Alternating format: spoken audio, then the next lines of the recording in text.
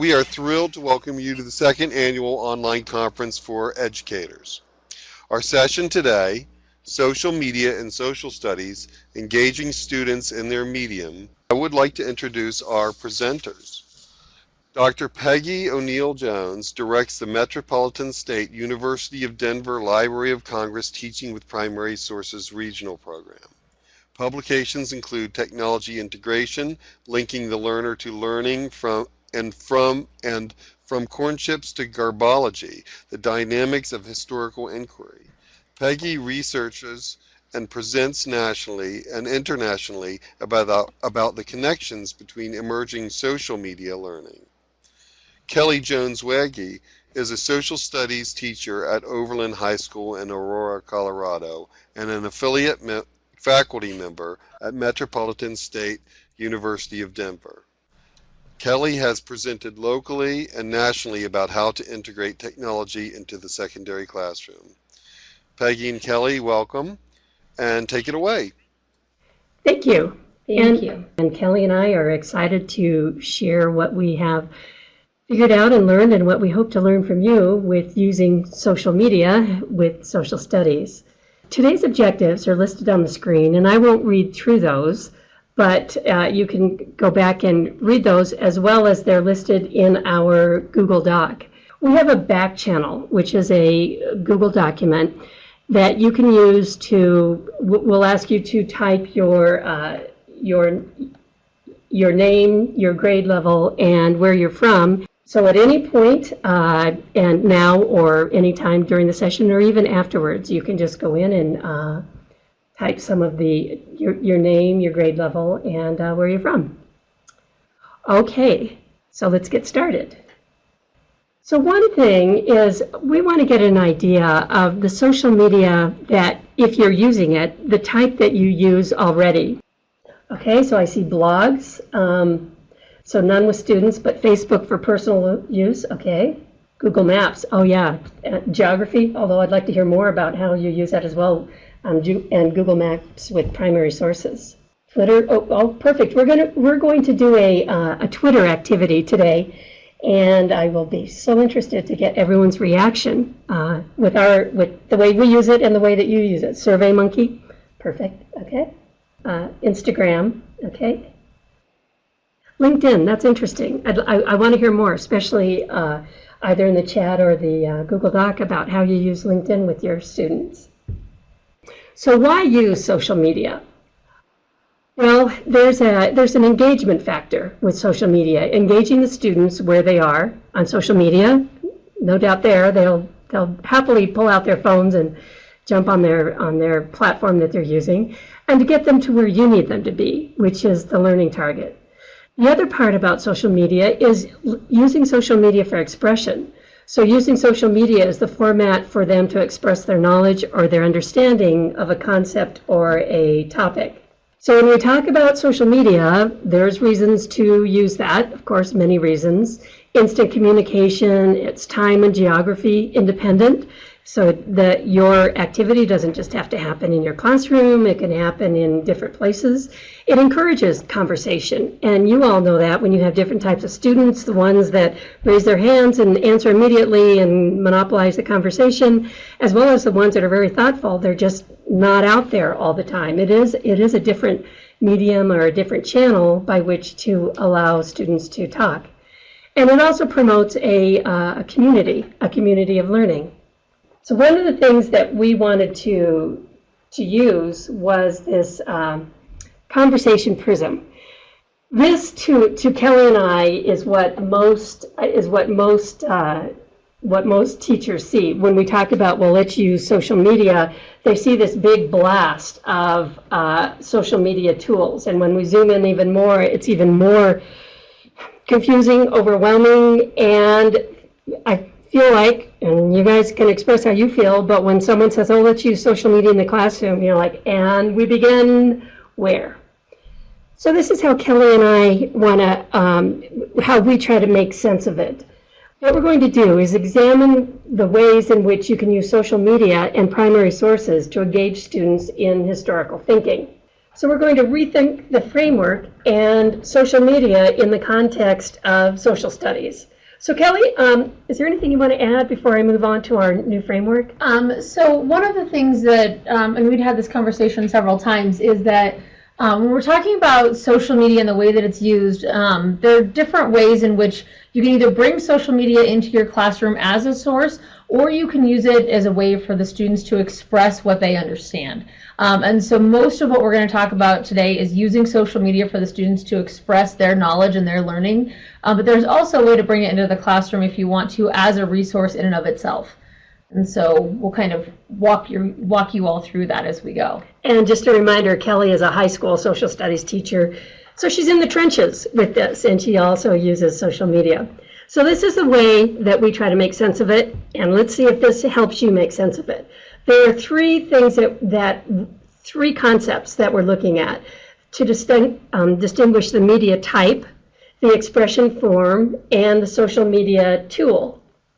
When we talk about media type, we think about it the way you as teachers think about it, that if we're trying to introduce a new concept, let's connect it to something that people already know, that you're already very familiar with. So we think about the media type with text, image, audio, and motion. And if you think about primary source media type, that a primary source media type would be newspaper articles, letters, journals, manuscripts. A primary source image, photographs, political cartoons, audio, music, sound recordings, motion, video, film, animation. Then when we think about the media type, so when we build on this conceptual understanding, the media type, text, image, audio, motion, then we also think about the expression form, that you can have a concise expression or you can have an expansive expression. And in all of these, either in a traditional form, you can have concise or expansive expression, or in social media, the same thing.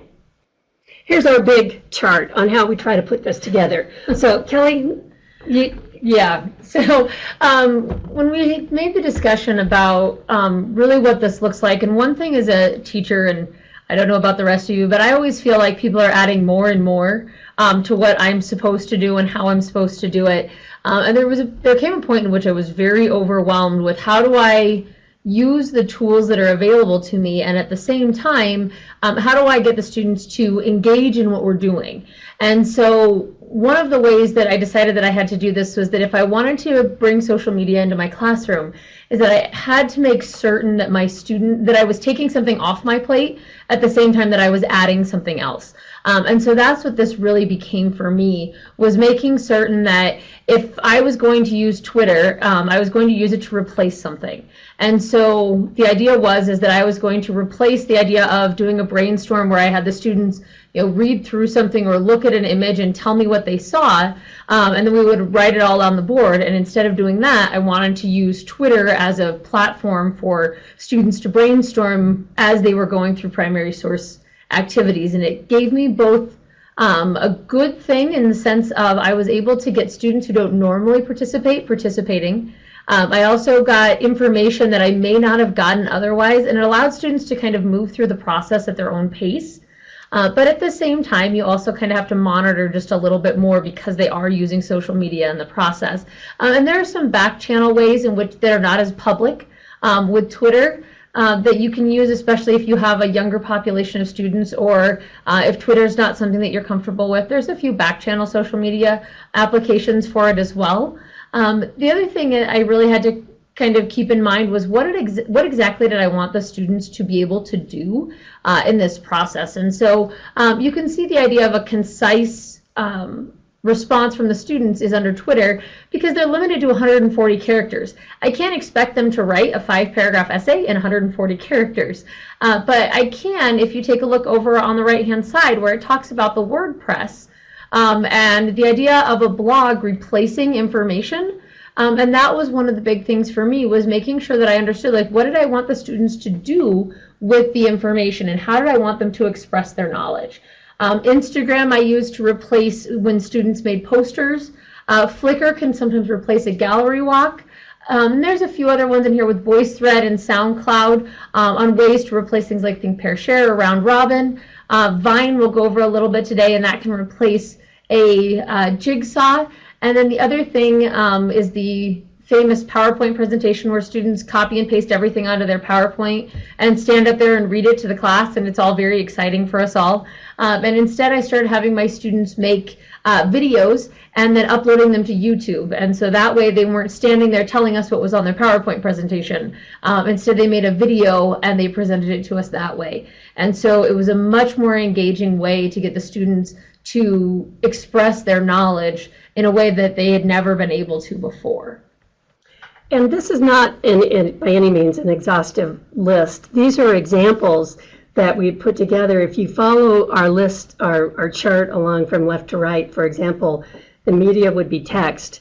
And then, as Kelly said, Twitter is a short form, concise way to express 140 characters. And that could replace something that you traditionally do, replace or enhance, I should say, something that you traditionally do in the classroom, such as brainstorming. And then when you follow it to the right, that a blog is unlimited characters. You can have a 5-paragraph essay or whatever you want, and that it can be the expansive expression of their knowledge or understanding. I think the other thing that I wanted to make clear is that I never think of social media as a better way to do it. That if paper and pencil work, they work, and they work great.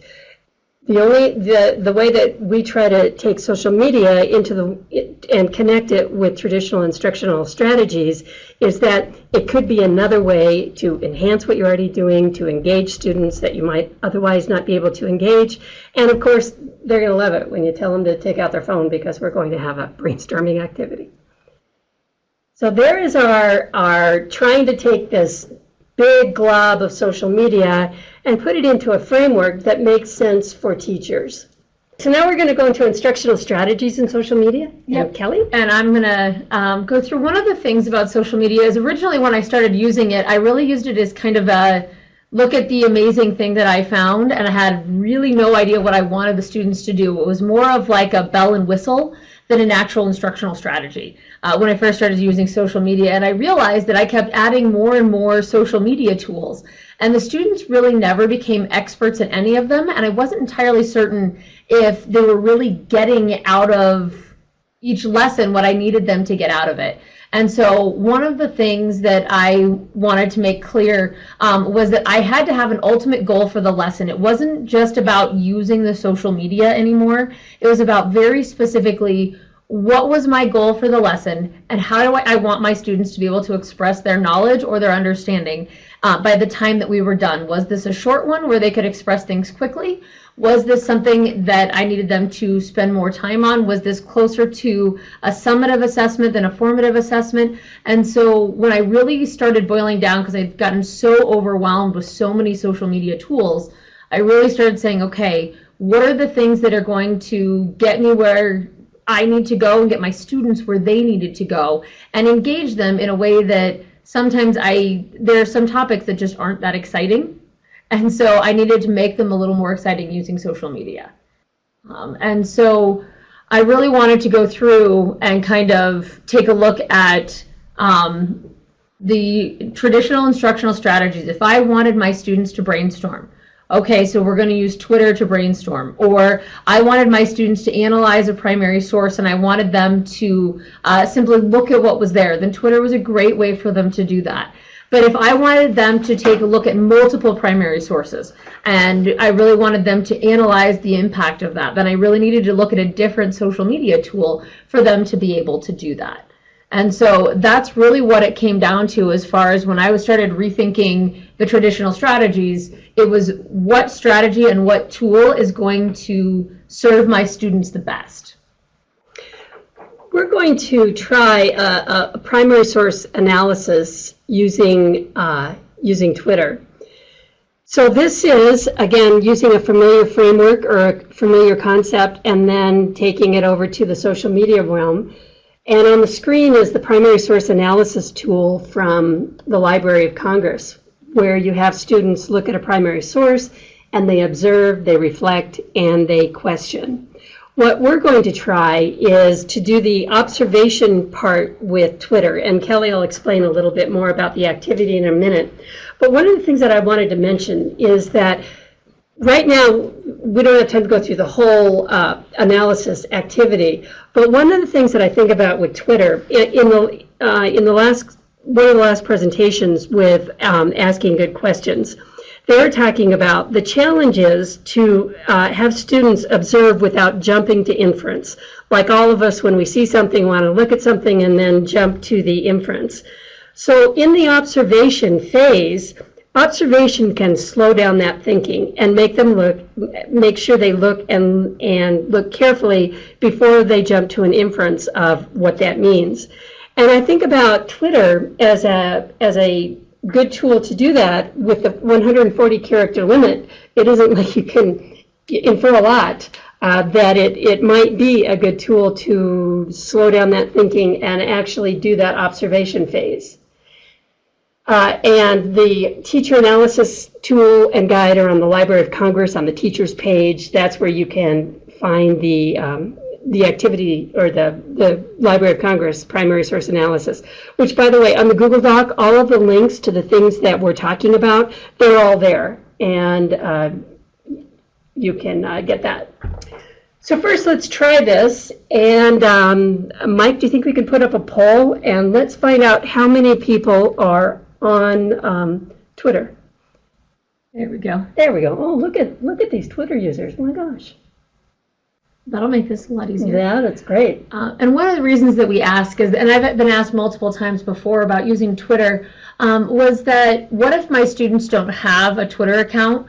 And there are times that you run into students who either don't have it or they don't want it, or their parents won't allow them to have it, or your district blocks it, or something along those lines. And other than the district blocking it, anytime that I use Twitter, I usually have students work in groups or in partners where at least one person has a Twitter account. And I almost never make them do this by themselves unless it's an optional activity, simply because I don't want a student to be left out of an activity simply because they don't have a social media account or their parents won't allow them to. So just so there are ways that I make sure that this works for my students, and this is one of them.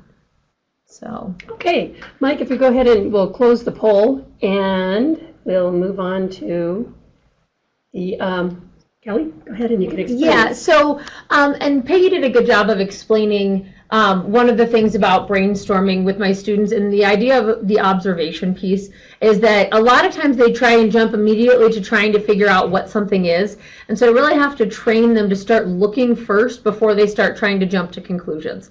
And so the idea is for the students to be able to take a look at an image, and we're going to give you guys the image in just a second, and have you brainstorm your observations, but not your inferences yet. So the observation part is just being able to write down the things that you see in the photograph, and then you get to the point of what could those things mean. So this is how we're going to do it. This is the primary source that we will ask you to observe, and if you're on Twitter, if you would type your observation and then use this hashtag. It's the # LCTeachConf, LCTeachConf. On Twitter, add your observation and then include the #. And what that will do is create a stream of observations. So Keith, if you would put the link to the Twitter, to the LC hashtag feed, and then you all can, I can't share my screen, so if you all go to that link on Twitter, then you'll see as others type in their observations on Twitter and add that hashtag, then we'll start to see a stream of observations around this particular primary source. Okay, so Leah just added black and white photo old, so there's her observation. June, woman standing perfect. So now we're starting to get The traditional way might have been posted notes that you might post around the photo on the wall. This can be the observation using Twitter, where we end up, so Patricia, woman is posting the billboard and smiling. Okay, and these are all great observations. You guys are so good. Nobody's jumped to inference yet. And one of the things when you're when you're working with students with this, and that you'll find is that there are a lot of students who wouldn't naturally raise their hand and put their information and give what they see or their observations or their inference. They're not naturally those students who will do that. But you'll find on Twitter that students that normally are very outgoing may sit back a little bit more on this one, and the students who are much quieter may jump in. And it's kind of fun to watch, but you'll notice the students who are really outgoing also have pictures on their Twitter feeds that they may not want everybody to see. So be careful of that, but it's also really interesting the information that you'll get from students having to do with just that they'll put information out that they normally wouldn't, and you'll get that very quiet student making observations that you normally would not hear from them otherwise. And Michelle added, clothing is old compared to now, but she likes the dress. And I think the other thing too is this Twitter feed this observation feed that you're developing with all of these observations around this primary source. It's something that you could print out later so that they all would see, or it's something you can go back and reference. You could do the same thing with, you have the observe, reflect. You could possibly do reflect on Twitter. I'm not sure about the questioning, because that might be a more expansive form rather than concise, but you all would figure that out.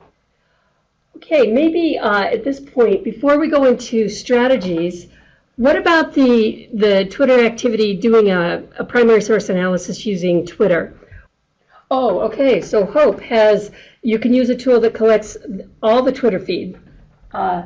Social feed? Whatever. Anyway, Hope, great suggestion, and all of this is going to be in the Google Doc, and that's great. And Michelle agrees with Hope about Padlet allows that as well, and it may be an alternative for schools that block Twitter. So there you go, Michelle. Michelle Pearson, who I know, is a middle school teacher, so I am sure that Michelle lives with applications being blocked. Yes, Hope, and Twitter does require concise information, and I really like that there's a skill to being concise, whether it's image or video or text, that cutting to the chase. Yeah, and Storify is great. Yeah, yeah. Oh, nice, Hope. So Twitter feed could be the new flashcards. Okay, and there's a real life skill for kids using concise language. Absolutely, Michelle. And one of you had mentioned, and I can't remember who it was on the Google Doc, that one of your concerns was that students need to learn how to be responsible in social media and things like that. And this is actually kind of a fantastic way for them to become a little bit more aware of their digital footprint. And one of the most interesting things that I had a student come up to me and ask me why I was trending on Twitter for my students, because I use my name as a hashtag for the students to be able to do this with. And so I have lots of students who will, when we go through and do this, I'll have 30 or 40 students every day that are using the same hashtag. So I end up kind of trending among my classes. Which is kind of fun. But then they get asked why they were doing something, and they get asked very odd questions like, what are you talking about? And so it really allows them to have this idea of exactly what gets left behind in their digital footprint when their friends start asking them what they're doing, tweeting my name and what's happening. And so it's a way for them to understand just how quickly that spreads. Okay, good job on the activity. You guys, you're excellent students and excellent teachers. So Kelly and I have a couple of other examples. The links to these live are in the Google Doc, but I will just show you some screenshots of this. So here's the instructional strategy, another one, a primary source analysis. The medium would be the image, and then a concise expression. So again, rather than the posted notes, that this time we would use ThingLink. And I don't know if any of you have used it, but on ThingLink, students or whoever is doing the observation can go in And when you look at for example, the little stars and the hearts, when you click on those, well, there's an example, why the women are coming out of the eastern half of the country.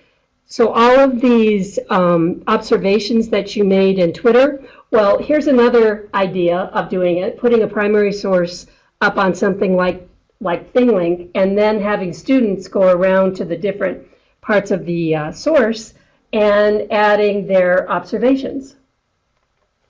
Okay, Kelly? And so one of the things in it, this one's not me, the Vine that we have, though, is absolutely adorable. It's called 6-Second Shakespeare. And unfortunately, we can't play it for you because it won't show up for you. But there's the screenshot of it. And you can see what this teacher has done is taken Vine, which limits you to 8 seconds total. And it's a great way to use summaries. So if you want to summarize something, exactly what something means in 8 seconds or less, this guy has done a fantastic job of having the students create little 6-second Shakespeares.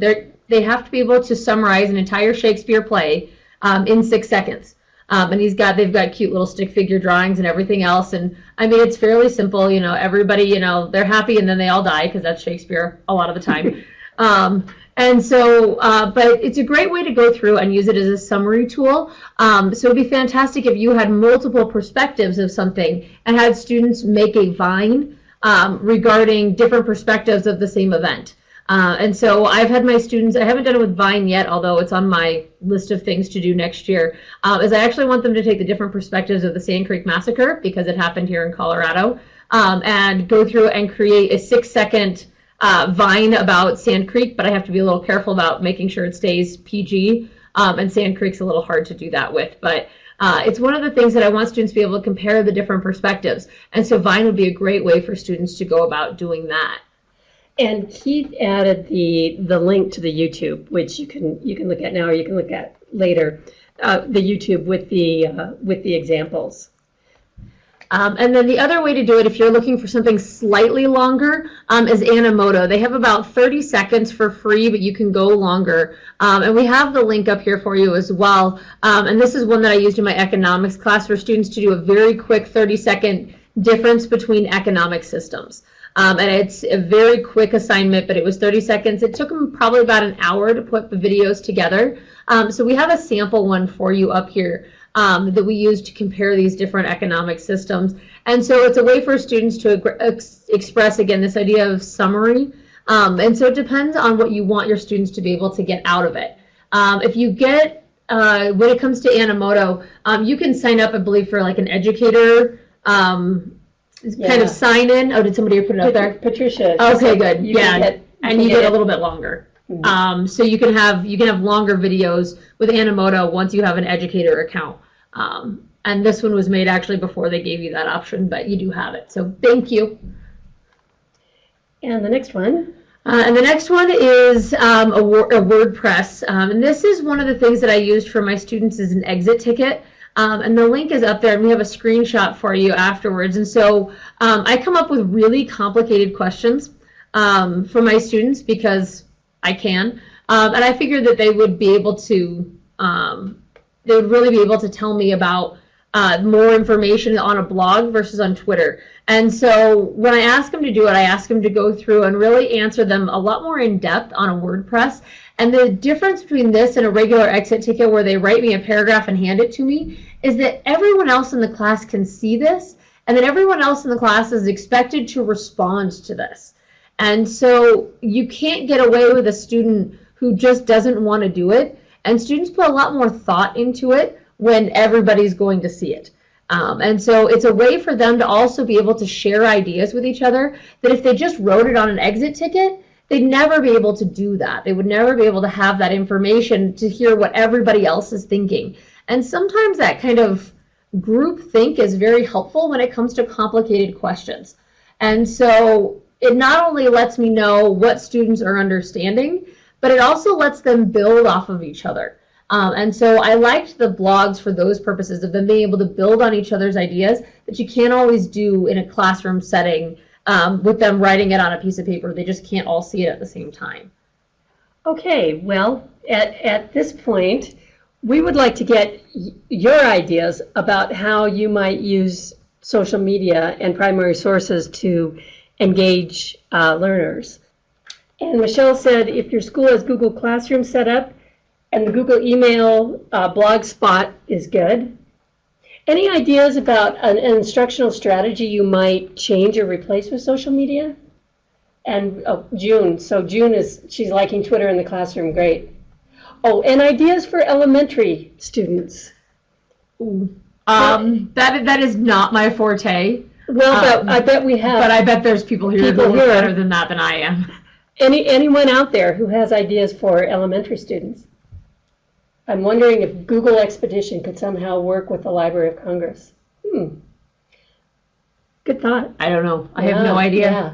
I love the ideas, though. Vine for annotated bib and other summaries, too. Yeah. Okay, and Michelle with ThingLink and Animoto for elementary. So there's an idea for elementary. And Kid Blog. So Diane has Kid Blog for elementary. These are just great ideas. And we're going to assemble all of these again in the Google Doc so that you all have a nice takeaway from this presentation. We Instagram to curate in our makerspace. Nice, Leah. At the elementary level. So there we go. Ask a question and this group will answer. Parent interaction for community alert notice. Yeah. Oh, we can't forget parents. Talk about a way to bring parents into the loop of what's going on. Mystery Hangout is great for elementary. Okay. Oh, does the school need to set up a Google Classroom? I can set up, or I can set up using my Google account. Do you know school-wise? You know what? I don't know because we don't use Google Classroom. But I'm pretty sure you probably can. Yeah, I can't imagine Google would lock you out of it even if the school's not. And somebody answered for me, so yes. Michelle, she said you do not need to use the classroom. So thank you, Michelle. And it may be a school-by-school decision. CommonSenseMedia.org has great lessons on digital footprint. Okay, Samantha. Okay, so Leah, she can share her Twitter handle and email. They have 5th grade setup accounts and teachers give direction on topics. So you guys are on this. Love the Common Sense Media. And Bridget, anxious to try some of these ideas. And I also wanted to mention that there's a way to carry on the conversation in the TPS Teachers Network, which is tpsteachersnetwork.org. It is a social media network with the Library of Congress to have teachers speaking with teachers. It is a teacher professional network. And please feel free to join the network and join in.